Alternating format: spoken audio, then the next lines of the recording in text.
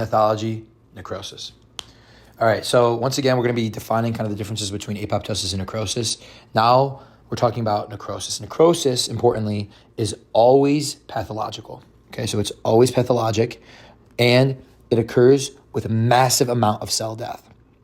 And lastly, it's followed by acute inflammation. So those are very, very important key factors that you need to know the difference between apoptosis and necrosis. Apoptosis, as we said, is singular cell death, can be both physiologic or pathologic, but sometimes physiologic, and it's not followed by inflammation, whereas necrosis is always pathologic. It has massive cell death, not just one singular cell death, and it's followed by acute inflammation, all right? Very key to understanding the differences between apoptosis and necrosis. Now, there's several types of necrosis that we need to go in depth on and discuss what occurs. So the first type is coagulative necrosis. Coagulative necrosis is essentially what happens at pretty much every single tissue. Most of the tissues undergo coagulative necrosis in a pathological state for that tissue, okay? Now, it's due to ischemia or infarct at that location, and we have a loss of oxygen. And so what happens is we just get this proteolysis that's blocked, okay? And it causes denaturing of enzymes, leading to coagulative necrosis. Now, what do we see on histology is a preserved cellular architecture, okay?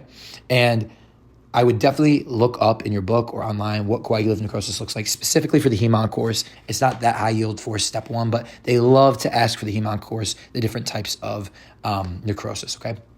Number two is liquefactive. What we care about mostly for liquefactive is the CNS. Okay, so the central nervous system mainly has liquefactive necrosis, and that's kind of the main organism in which you're going to be seeing the liquefactive necrosis, the main organ, I should say.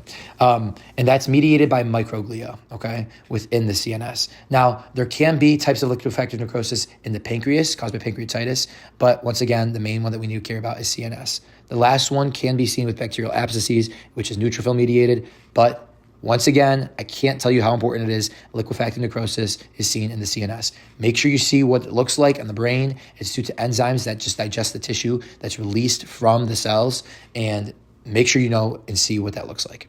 Next is caseous necrosis. Caseous necrosis is a type of necrosis that usually is seen with tuberculosis or systemic fungi. And what you're going to see, and it's very, very high yield to know this, is that it will have granuloma formation, okay? And granuloma formation, you're gonna have to understand what it looks like on histology. It's gonna be just the central area of debris on histology that looks like there's a bunch of dead cells, there's no nuclei, and it's surrounded by these macrophages as well as lymphocytes known as epithelioid histiocytes. This is what forms, all in all, the granuloma. There could be two types. One is caseous, which means that there's central area of necrosis. That's why we're talking about it in the necrotic section, the necrosis section. And there's non-caseous, which has no central necrosis, and we're not gonna be covering it right now because obviously that has no necrosis. But that's the first type of necrosis that's going to be caseous, okay? And macrophages wall off that infected area, leading to that granular debris, okay? So you have to know macrophages are an important aspect to that. We'll talk about it in immuno, we'll talk about it in micro, and we'll talk about it in a lot of different sections that we'll see caseous as well as non-caseating granulomas. Next is fat necrosis. Fat necrosis is secondary to saponification of fat. Okay, so what does that mean? If we have leakage of calcium, calcium tends to bind free fatty acids, and it forms this kind of chalky white appearance, and that's known as saponification of fat. Okay, so when fatty acids binds to calcium, it'll appear dark blue on H&E stain, okay? And what you really need to know is that it can be due to enzymatic issues like acute pancreatitis or non-enzymatic issues like severe injury to areas of increased fat like breast tissue, okay? So those liberated fatty acids from the breakdown of those cells leads to binding of calcium, causing saponification and fat necrosis. Next is fibrinoid necrosis, mainly seen in any type of, I'll say like vessel wall formation, vessel wall abnormalities or pathologies. So if you see vascular pathologies like preeclampsia, hypertensive emergencies, then you know that it's going to be somewhat dealing with fibrinoid necrosis. What they like to ask is the bright pink staining and leakage from damaged vessels seen on histology, okay? Lastly is gangrenous necrosis. Gangrenous necrosis is when you have complete death, usually seen in distal extremities associated with diabetes. Diabetic foot infection is very important with gangrenous necrosis.